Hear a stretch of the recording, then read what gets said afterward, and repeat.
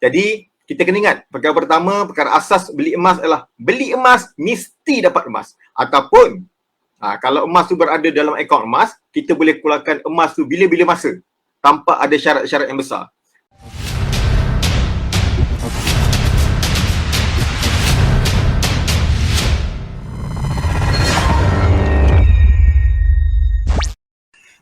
Untuk pengetahuan semua, saya mula konsisten simpan emas ni tahun 2013.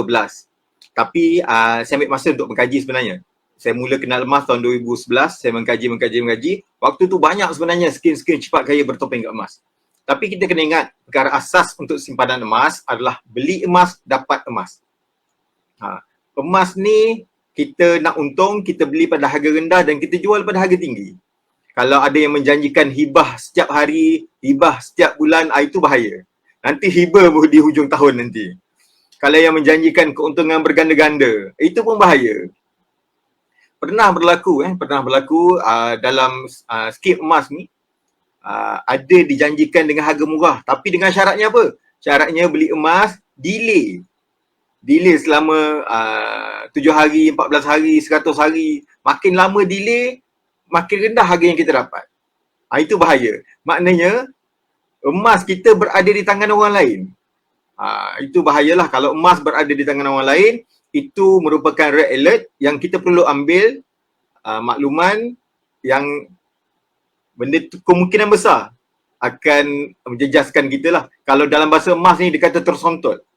Ramai orang dulu, waktu saya tahun 2012, 2013 dulu, ramai orang yang tamak nak kejar keuntungan yang terlalu banyak.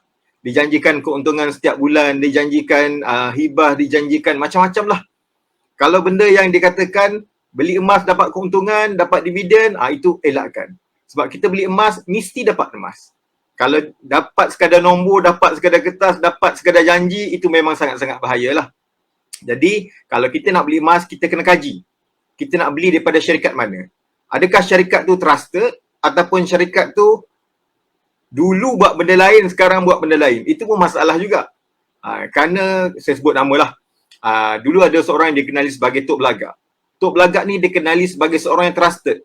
Orang yang beli emas dapat emas pada dia. Orang yang beli kuantiti yang banyak ke, kuantiti yang sikit ke, tetap dapat emas. Tapi apabila dia tukar pelaburan lain, dia tukar kepada bentuk pelaburan yang menjanjikan keuntungan setiap bulan, itu dah masalah. Akhirnya berkubur. Okey.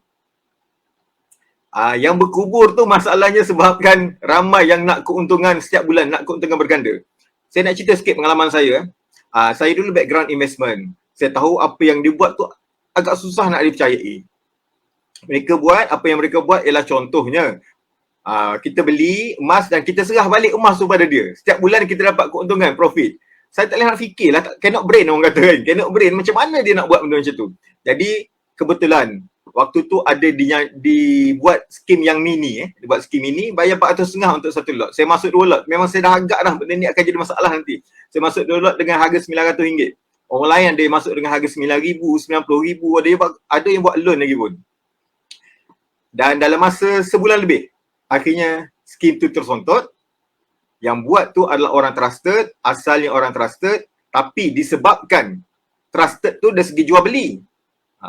Cuma yang dibuat selepas tu adalah skim pelaburan mendapat keuntungan setiap bulan, akhirnya hancur dan ramai berkubur mengikut kata orang ratus juta ringgit yang habis. Jadi kita kena ingat, perkara pertama, perkara asas beli emas adalah beli emas mesti dapat emas. Ataupun kalau emas tu berada dalam akaun emas, kita boleh keluarkan emas tu bila-bila masa tanpa ada syarat-syarat yang besar. Kalau baru-baru ini ada satu syarikat emas digital, dia maklumkan kepada semua pelabur, semua penyimpan yang dia terpaksa tarik handbrake. Tak ada orang yang nak melabur, tak ada orang yang nak menyimpan emas. Sebabnya apa?